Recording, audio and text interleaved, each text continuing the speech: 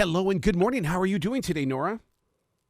I'm doing well. How are you? Absolutely fantastic. I'm so proud of you for helping to put this book together. And the reason why is because this book is going to change the world in so many ways. Because what Muhammad went through is going to inspire children in Ukraine and even in Russia to be able to take those digital devices and create real, honest to God stories. And this book right here is a picture book that opens up that imagination.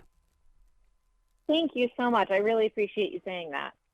Well, I mean, we live in this age when I wish I would have had the digital stuff that they have today when I was a kid. Because, I mean, people that are born into broadcasting, people don't just say, I'm going to go get a job. This gentleman here inspires me as an adult. The chances he took, the stories he put out there. Mm-hmm. He was really born to do this. I really do think so. Absolutely.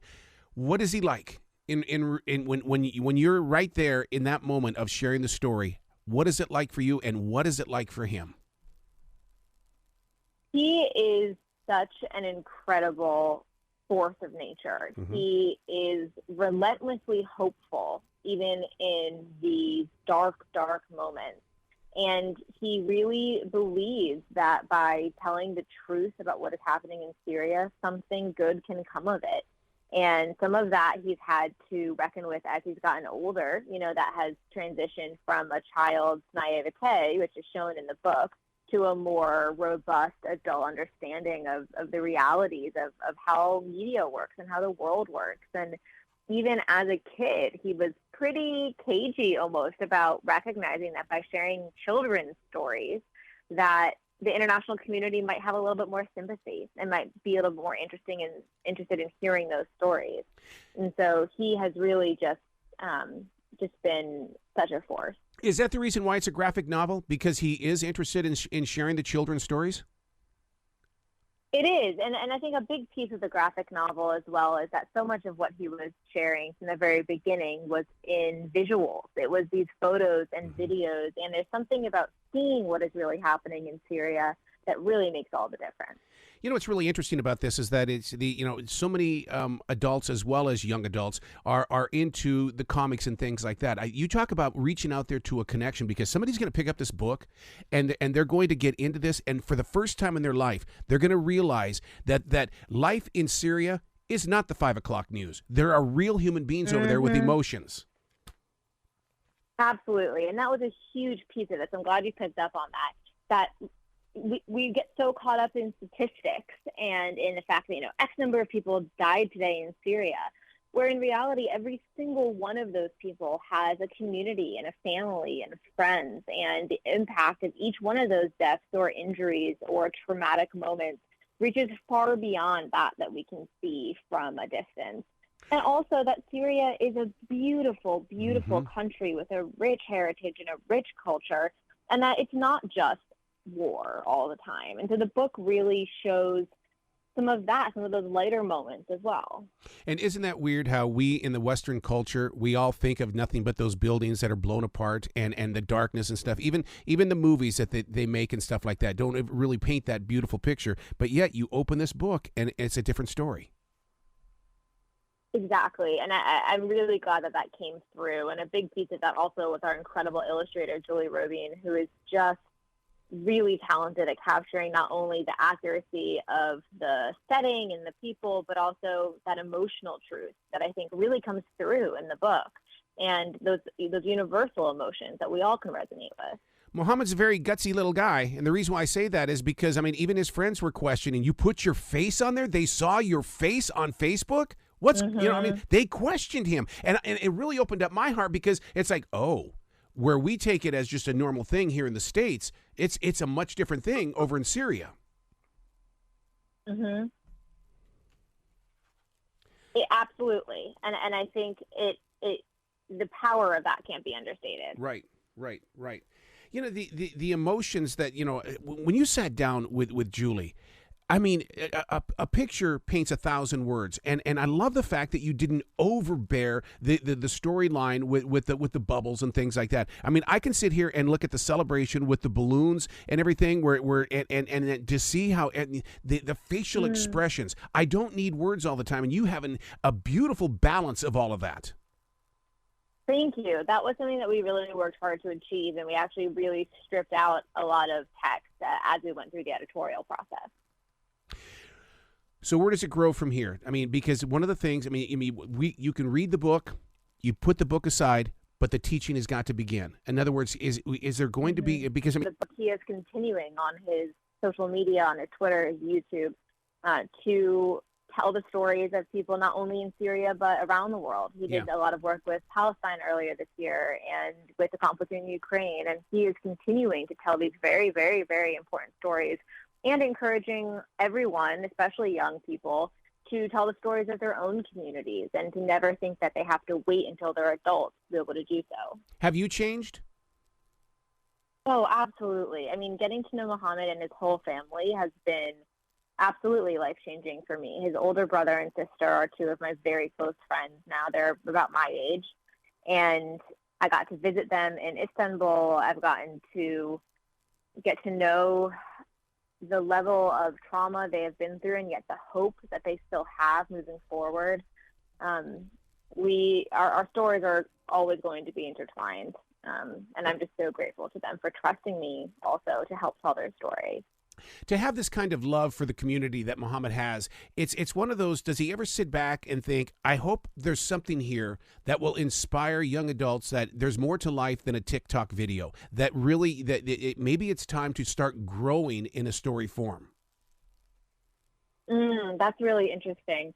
I think so. And I think the idea that we're all going through things, and they don't all have to be on the level of the conflict in Syria to be really traumatic and hurtful and hard. And what he has said to me is that he hopes people take away from this book that no matter what struggle you're going through, there can be hope on the other side. And in a time where mental health levels among kids are so difficult, maintaining that hope is very important. I heard a quote last night from a movie, and the quote really kind of fits right into what Muhammad is doing with his journey.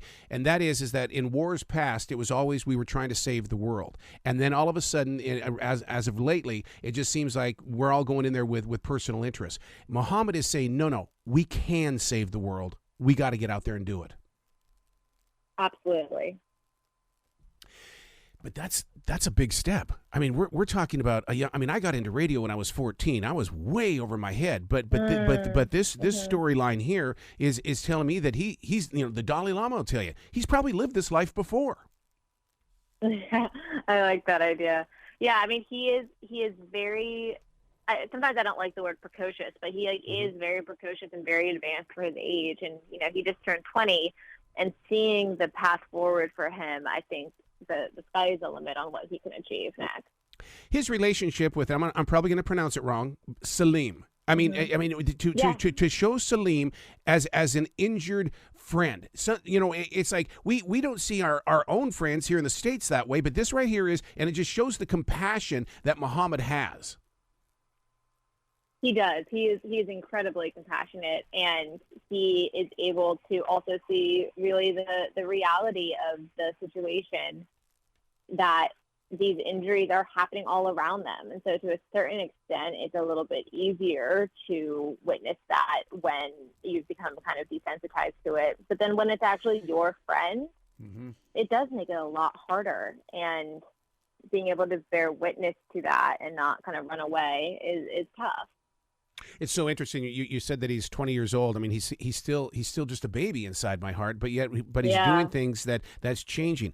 How has the war changed him? And does he at that age, is he going through PTSD? Because he's living in a state of war. Yeah, I think he and his family and anyone who has been through the depth of trauma they have been through absolutely have to live with the effects of that trauma long term. I remember they told me about when they first moved to Istanbul, they were living in an apartment under the flight path to the airport, and just hearing the sound and the drone of planes after having been attacked by airstrikes was incredibly traumatic, and that's a scene in the book as well. And so they absolutely are living with those after effects, and their commitment is to be using that for continued good and for continued learning and lessons. In the past couple of years, many young adults have been given places to share their messages, stages, and platforms. Is he going to share one? Because, I mean, I think his voice needs to be heard as well, to hear that compassion from his soul. Absolutely. And I mean, he has been, he's had really great opportunities to speak to large audiences in a variety of forums. He's been working a lot with Amnesty International and Angelina Jolie on a project that's in that realm. But I think really in his heart, it's the direct speaking to people through his own social media and just that unfiltered view, which is something that's incredible about being able to do it just directly through social media. Oh, my God. He's such an inspiration, such an inspiration. You got to come back to this show anytime in the future. The door is always going to be open. And let me ask you a question. There's got to be other ones that you're going to tap into and to write with. There are so many stories out there that we don't know. What is your next step? Mm-hmm. That's something that I'm really passionate about, and helping kind of provide that bridge between people whose stories so deserve to be told and heard, and then those who don't necessarily have the resources to put together their own book proposal, for example. Yeah. And so that's an area that I'm really interested in. My next book is an adult book about the white nationalist riot in Charlottesville in 2017, and telling the story of the activists, many of whom are women of color, who really led the fight against white supremacy in Charlottesville. I hope that we get to talk again, because I know that you're going to put the truth on the street. I mean, you just have this way of bringing out truth without injury. That's what I mean. In other words, you don't go into it to seek the truth as a way of saying, well, see. You go in there to help educate the reader so that we have compassion for the community. Thank you. I appreciate that. Well, I'm looking forward to that conversation, Nora. Thank you. I appreciate that, and I look forward to it as well. Absolutely. You be brilliant today, okay? Thank you. Bye-bye.